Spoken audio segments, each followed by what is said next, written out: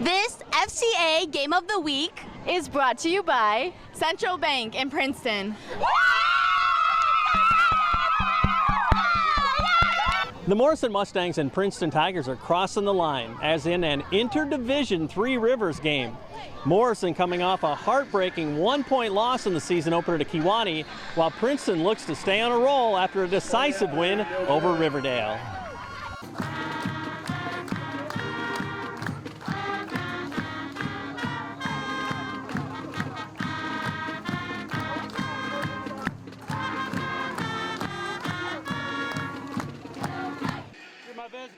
It's a hot and steamy night in Princeton, and Tiger quarterback Jake Reinhardt is the same both through the air and on the ground. Here, the nice touch to Blake Jansen all the way to the 22. Then it's Jake Reinhardt keeping it as he picks up 17 hard yards all the way down to the 5.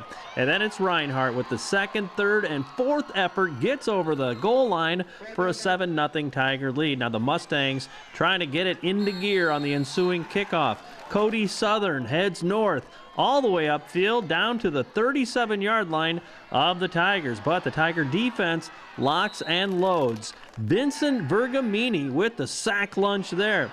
The Tigers moving the ball once again. Kai Tomaszewski on the jet sweep. He's got a 19-yard pickup. Reinhardt later hits Tomaszewski with the laser beam for a 14-0 lead. Now Morrison back on O. Dylan Keller to Jarrett Ruchotsky. That's first down and more, plus the penalty all the way down to the 10. Andy Bird then soars in from 5 yards out. It cuts it down to 14-6. The Tigers back on the ground. Austin Rossler, he punishes the defense with some bone-crushing runs, and that drive carries over into the second quarter, where Rossler gets his payday right down Broadway, 16 yards for the touchdown, and it's 21-6. The Princeton defense continues to thrive. That's Sky Behrens and Chaz Williams in on the big hit. 20 seconds to go in the half. Princeton looking for more, and it's Jake Reinhardt sprinting. He's got the angle, gets into the zone. 27-6 Tigers at the intermission. Third quarter, Princeton's D comes up with a big play as Morrison goes for it on 4th and 1 from their own 24. There's Chaz Williams making the play. Then that sets up Jacob Smith on the 3-yard off tackle as he scores as well. And then in the fourth quarter, it is Princeton putting on the finishing touches. That's Reinhardt to Levi Bates, who wins the jump ball, making it 41-6. And then the defense continues to put the hammer down. Check out the big hit by Luke Marcel. And Brett Emerson closes out the scoring as he rushes for more than 60 yards on their final drive, scoring here. And it's 48-6 the final for Princeton, moving to 2-0 on the season and eager to match up with Kewanee next week. Our kids came out and they played physical. We talked about all week that, you know, Morrison is a very improved team, and got a lot of respect for Coach Bielema and his staff and his kids, and, you know, they played hard, and we came out, we were physical and did the things we had to do to be successful. So you guys can spread it around so much on offense too. That's just got to be maddening for a defense when so many guys can carry the ball. It's nice to have those kind of numbers. You know, it's something we've been working to have for a while. So it's nice to be able to get those guys carries, and our guys up front doing their jobs as well. So. Mm-hmm. What was going on so well defensively too? I mean, you had a couple key stops, even that fourth down play to start off the second half too. I mean, that kind of was the change the complexion for sure. That was just the decisive part of the game. Yeah, the big thing is just assignment football. We run our base defense, and we talk to the kids all about time, reading their keys and they have to own their piece of grass, they have to own their assignment, and it's just team football, you know, and then the fundamentals, when you get there, arrive there angry and tackle and have great pursuit and gang tackle. So. Well, just the tempo of your game too is just so crisp too. I mean, that's an element of the game that's got to drive defenses crazy too. Yeah, it is, and sometimes we as coaches would like to go faster, but our kids at Temple did well tonight, and they did well with the heat, and, you know, played well. What's the message now as you get ready for week 3?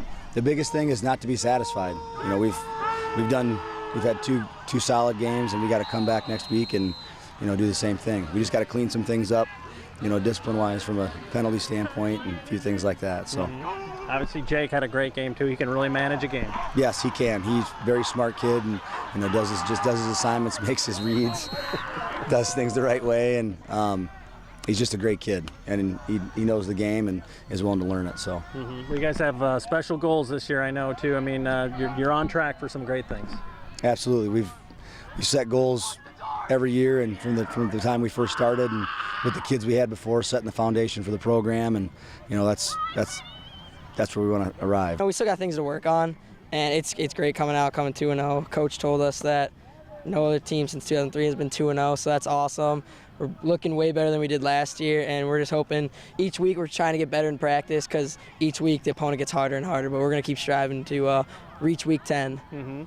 People always say that from week 1 to week 2 you really see growth too. What were some areas that really grew up in this last 7 days, you think?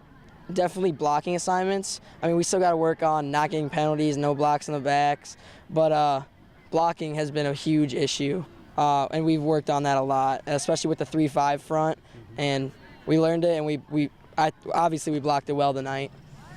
Your tempo is just such a factor in the game too. I mean, how do you notice, the defenses when you guys are just ripping off plays every 12, 13 seconds, it seems like, Speed. All we do in practice is up tempo. We keep it running real quick, and it hurts defenses. We tire them out. We got a lot of conditioning, and we just want to keep that. We want to keep it that way. Keep up tempo all year. And when you have so much balance on offense too, that so many guys can carry the ball, and you got a quarterback who can carry it and deliver it through the air too, that's got to be pretty special. It gives us a lot of threats, and it gives the defense a lot of trouble coming into play us, and so it's a lot of threats on the game field, and that's good. How do you expect the guys to saddle up this week, getting ready for week 3?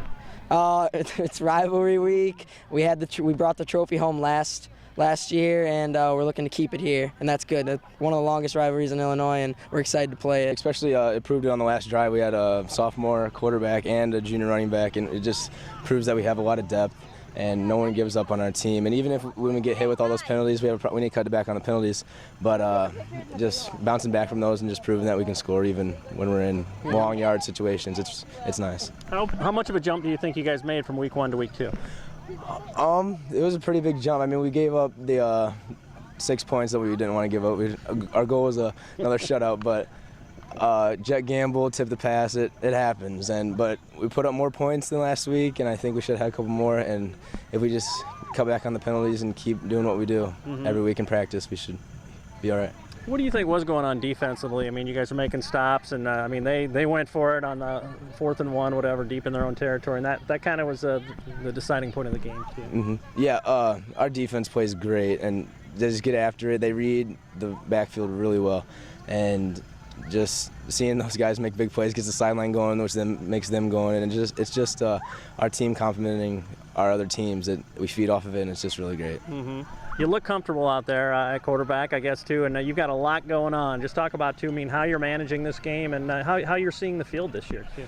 I've always been kind of worried back in the pocket a couple years, but the offensive line this year is great. I mean, they open up the holes running, and they protect passing, and just gotten really comfortable for the running backs and me. I mean, I'm running more, and I'm staying in the pocket more, and it's just a great feeling just to watch a blocker go by and my offensive line go by. It's just a different feeling, and I'm just getting a lot more comfortable. It's really nice.